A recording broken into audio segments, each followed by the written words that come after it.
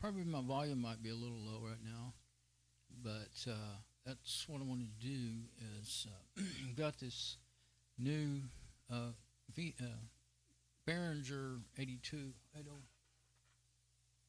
It's called a XENYX 802, and I added it. I've been just using my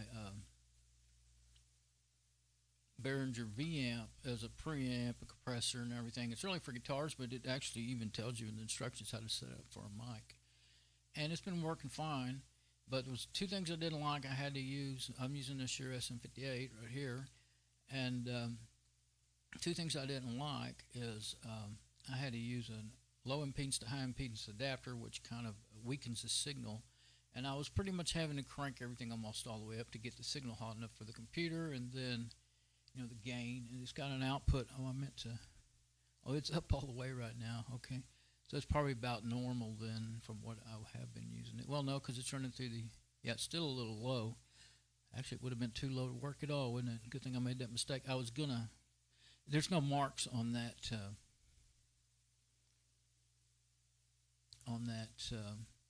Knob there. Actually, there's no marks on any of the knobs, and I was going to make a mark with it all the way up so I'd know where it was. I'm having to like put my finger here and then guess, and so I want to know where I'm putting it. So having it all the way up, I think it's okay, but as a general rule, I don't. Most electronics, audio devices, if they're all the way up, they're going to be a little distortion introduced into the line, into the circuit, because they just don't perform as well at the top end of their, volume. And at least not the. I mean, if you had like an expensive mixer, even I won't go into all that. There's so many variables, but anyway, you know what I mean. This gain is up at about 3/4 of the way, and that's what would give me the best balance I could get. But sometimes I would still hear a telltale distortion, especially if I get closer to the mic. And one thing I like with the mic like this, it's not good, but at least I can move my head when I have to cough away from the mic. When I lose a little lapel mic, which I have on right now, I see one thing with my preview here. There is still plenty of. I've been trying to figure out how to set this the delay on the mic lines to make my picture not behind, my video not behind my audio. But I won't work on that anymore right now. Just what I want. But when I got so the thing is, I had it okay, but not to my satisfaction. Plus, I could only use one mic at a time, which most of the time I do. But it almost looks like maybe I moved the board, because you could see the whole thing a while ago. Okay, there we go. I could put another mic in that channel, another XLR. And I have a couple of 57s that I could maybe want to use at some time. Then I have two more channels that are actually stereo channels, and you could put, left and right, or you could just put a line input. And I have a wired lapel mic that it may not work, but it needs phantom power, and that's why I wanted a board. This board has phantom power, and I wanted a board with phantom power. And so, but I've already tried it. It didn't work, and then I got to thinking, well, man, I need to make sure that thing doesn't open up. Some of those older mics that used phantom power actually had a battery in them, like a watch battery. And I kind of looked at it, but I didn't look at it. Maybe I didn't try hard enough. I have that and another Shure mic. I inherited these mics from my friend's dad. These are vintage mics. They're well, not super vintage. They're like in the 70s or 80s, but these are still made. These are not. Let's see. I think one or two of them are made in America, and then the others, I think, like this one, are made in. I guess it did say China on the papers, but anyway, I have the papers and everything. And I used to mix sound for band. Sure, SM58 is my favorite mic in the world. So anyway, I used to have some of my own. Gave them away. Had 5 of them. But they were newer ones bought in the 90s, and they were great. One of them did get broke by a crazy kid swinging it around and around on about 25 foot of cord, and it hit a brick wall. It still works, but it broke the body. Never seen that happen ever before or since. But back to the board. I've been trying to. It's called gain structure, and I've been trying to get. I've got the gain all the way down on the board right now because what my plan was is to, on the mixer here, my plan is to try to perhaps not have any gain because the gain is what will cause you distortion the quickest. And I'm not so, I think, okay, here's my signal circuit. Mic comes into the board, comes out of the mains, left and right, and then this is an insert cable is what it is really what they were always called, but it's a mono on each side, and then on stereo, or it's called tip ring sleeve in Pro Sound Talk, that goes into the input. In this case, it would be a stereo input, but they're pretty well interchangeable. Sometimes you'll find like a headphone jack is a stereo, input like a quarter-inch. I'm talking about quarter-inch headphone jack. There is a little bit of dimensional difference, but they do work.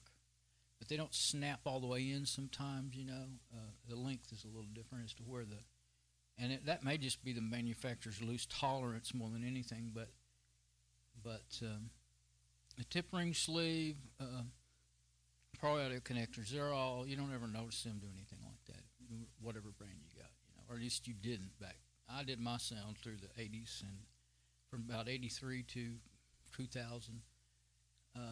So, everything was still pretty, there were some digital mixers, but everything was still, I only used analog. And so, anyway, keep turning my head away from the mic, and I probably don't have enough gain for that. Well, this is still where I had it then. This is where I was using that. And I messed around with everything, a little bit of gain here. This is still on Unity. I like to keep it there if I can, but if you have to crank way on up here on the level, then you don't have any headroom, and I like to have headroom. So if you can get a nice signal, that's kind of my rule of thumb. If you get a nice, strong signal with your slider, I always want to say slider because that's all I ever use. That's what I really wanted, but it costs too much now. Anyway, with your level control here on this twisty knob at Unity, and then the gain all the way down is ideal, but on a mic, on SM58. But I gave it some, and it was a better signal. The mic was live enough. If I moved about 4 inches away, I didn't lose my signal and get to where you couldn't hear me and everything. But there was two things with it like that. There was a little bit of, I'll just show you. I'm going to bring it to where I had it. Now it's going to be hotter. You can hear a little more background noise, which I didn't have that problem before. And if I get close, it gets a little distorted. You're probably going to do that right now. So what I want to do is try to, I'm watching my signal, my input signal on my software in my operating system. Let me do this so you can see what I'm doing and what I'm, there we go, desktop, okay, what I'm talking about, yeah. Move this over here to the right, and then what I'm going to try, it'll be a little confusing to my ears, and it'll sound weird in the video, but I'm in my preview. Let's see. Yeah, I'm already using, I forgot I left it going all this time. That's not too bad on the browser, but if I start playing this, it'll probably start using too much memory, but I'll do it well, it's already playing in the preview. I'll just leave it in preview. I won't try to put it in, full screen or anything. I'm going to turn on the volume, and I'm going to play with it, because that's the weirdest thing about OBS Studio. That's what I'm using. I love this software. It's my favorite live mixing, recording. I'm recording to a file over here. I'm live streaming to YouTube, and you can mix on the fly here with this program. It's just awesome. It's free and open source program called OBS Studio. Where's the name of it? There it is, OBS, Open Broadcasting Studio. So, and you can see a signal down here, but it's not going to really tell you what you're getting, what the sound device sees, and that I can tell better by this whether or not I'm fixing to distort. But see, that's a pretty low signal, so I know that when you play back the video, it's going to have to be up on my computer about 3/4 of the way, and I've got a whole little sound system in here and everything, so you shouldn't have to do that. So there's no provision. I looked and looked. I searched about it. OBS doesn't have the ability for you to monitor yourself, and it's probably for good reasons. You'd have feedback problems, and it would confuse people. And if you just like me, I would forget and not, you forget. Even if you know how to do all this stuff, you'll forget, and you'll have that going, and you'll get horrible feedback, all of a sudden in the middle of your video. So it could be a real pain. So, but and I tried. I don't know. Maybe I wasn't thinking, but the only way I can see easily to monitor your audio while you're recording it is to just monitor your live feed on YouTube. But there's a little bit of delay because I've got mine set for 30-second delay so that you won't have caching issues. You won't have delay issues out there on YouTube to help with that.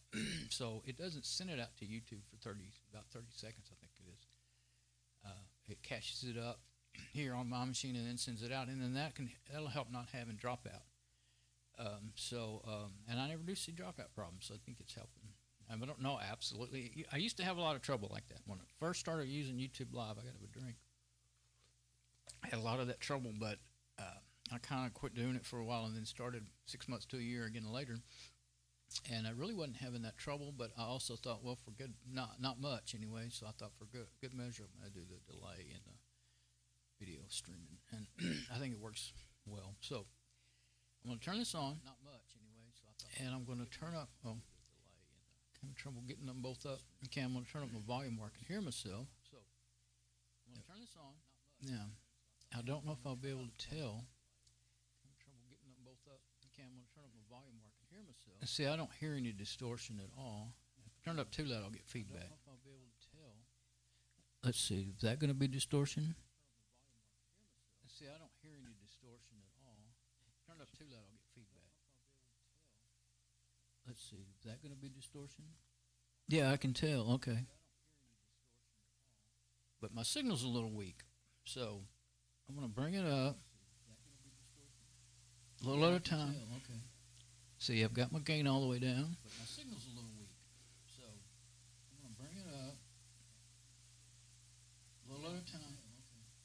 See, I've got my gain all the way down. Okay, now I think it's a little distorted.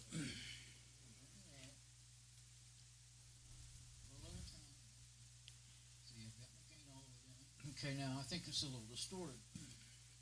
Okay, so what I'm going to do now is back off to about 3/4 of the way on my master, while this one is. Okay, so what I'm going to do now is back off to about 3/4 of the way on my master, while this one is. Okay, so what I'm going to do now is back off to about 3/4 of the way on my master, while this one is. Okay, so yeah, it's confusing my brain here. Okay, I realized I had my volume on my machine, my computer turned up, my sound system turned up. I mean, okay, so higher. Yeah, it's confusing my brain here. Then okay, I realized I had my volume on my machine, my computer turned up, my sound system turned up. I mean, okay, so higher. Yeah, it's confusing my brain here. Then okay, I realized I had my volume on my machine, my computer turned up, my sound system turned up. I mean, higher. I had it higher than I normally listen, so I'm going to try to leave it there and see if I can be able to tell. And I'm going to adjust on the board. So I've got the Behringer higher than I normally listen, so I'm going to try to leave it there and see if I can be able to tell. And I'm going to adjust on the board. So I've got the Behringer higher than I normally listen, so I'm going to try to leave it there and see if I can be able to tell. And I'm going to adjust on the board. So I've got the Behringer. Okay, I'm stopping to wait so that it's not echoing back in my head. I can't stand it. I'm going to go up a little higher on the board and just see. I'm stopping to wait so that it's not echoing back in my head. I can't stand it. I'm going to go up a little higher on the board and just see. I'm stopping to wait so that it's not echoing back in my head.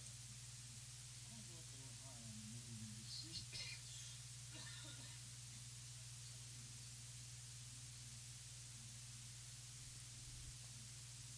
Oh, I see. There's two times. There's the time when you, well, it's just like triple echo. Okay, but I do hear a little shh in the background, and I think that's what. That's, oh, I see. There's two times. That's when the time when you, well, it's just like triple echo. Okay, but I do hear a little shh in the background, and I think that's what. That's, oh, I see. There's two times. That's when the time when you, well, it's just like triple echo. Okay, but I do hear a little shh in the background, and I think that's what. Okay, so I have it backed off Oh, you know what? That looks good on my input from what I normally get. I've got it about, well, I don't know, 2/3. Okay, so I have it backed off. Oh, you know what? That looks good on my input from what I normally get. I've got it about, well, I don't know, 2/3. Okay, so I have it backed off. Oh, you know what? That looks good on my input from what I normally get. I've got it about, well, 2/3. Okay, so I think that's where I'm going to leave it. Um, I don't hear that shh in the background. I'm at about 2/3 on the board, no gain. Okay, so I think that's where I'm going to leave it. I don't hear that shh in the background. I'm at about 2/3 on the board, no gain. Okay, so I think that's where I'm going to leave it. I don't hear that shh in the background. I'm at about 2/3 on the board, no gain.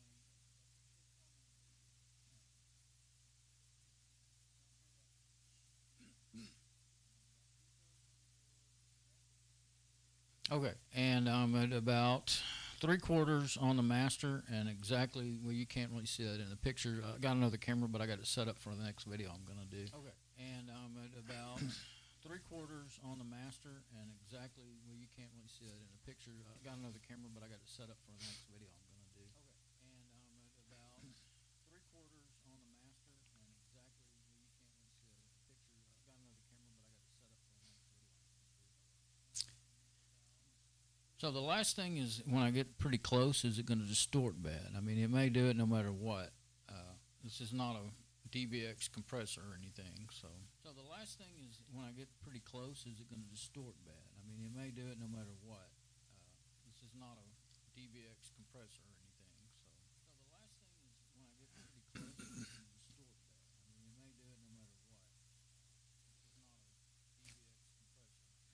I think that's okay. I think maybe that'll be all right. I won't know for sure until I do real videos. So I think I'm gonna leave it there. I'm gonna come back in a little bit with. I think it's okay. I think maybe that'll be all right. I won't know for sure. Another video on my Linksys router. That's what I've been working on this weekend or this week. Turn my volume down so I could not drive myself crazy. Not sure if I'm gonna be talking over myself or what. I don't think so. It's just that if I can hear it, then it puts my brain into freeze mode. So, I can just stop the, let me turn it back up and I'll, if I can hear it, then it puts my brain into freeze mode. There, if I just go ahead and, yeah, I'm going to go ahead and close the web browser. Go ahead and mute the audio there. I won't have to worry about that. Yeah, okay, so this is where my signal is with me setting about normal. I'm going to do that. That doesn't completely peg it, so, and it sounded good at my what I usually use is my normal listening volume. So let's go back over here. So, yeah, I think that's good enough. Oh, and there's one other thing I want to do. I want to turn on my lapel. I have it on me, and I want to turn it. It's just muted right now. I'll mute this SM58 and unmute the lapel and see that it's doing well. Didn't work. What's going on there? Oh, I'm clicking the wrong thing. I'm clicking the wrong button. Okay, now let's see how the lapel looks. Make sure I'm getting, yeah, signal looks good there. Okay. Hey, this is Don. Hello, check. Now the signal looks a lot weaker than my SM58 does. And that's weird. Okay, let's go back on my live and look at that. But it always sounds good in the recordings. That's what's throwing me off. And I haven't changed anything on that. So before I give up on this test, yeah, I'm kind of surprised at that. It actually seems, well, I guess it's about the same as it's been on my, as far as the volume level, I mean, as my SM58 has been. Let's make sure it is indeed muted. Didn't get mixed up. Yeah, it's muted. If it wasn't, you would have a terrible echo with both of them going. Yeah.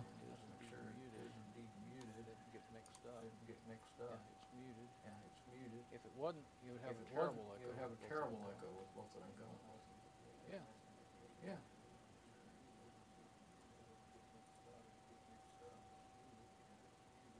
Okay, yeah, that seems to be normal. So let's mute SM58. Okay. Now, I like to use the lapel when I want to move around and stuff, but if I'm right here, I'd rather have the SM58 because it's so much better sound. But here when I come back with my next actual video I'm actually trying to do today is I want to go back to work on my Linksys. I've got DDWRT put on it. I'm going to set it up, play with it. I may want to go and do an upgrade to another version of DDWRT if I find that this is the basic beginner one or whatever. I don't know. It's got a lot in it. It may do what I want, but we'll see. So yeah, hopefully that's got everything set where I can use it well now. All right, this is Don. I'll come back in a little bit here with back on my Linksys.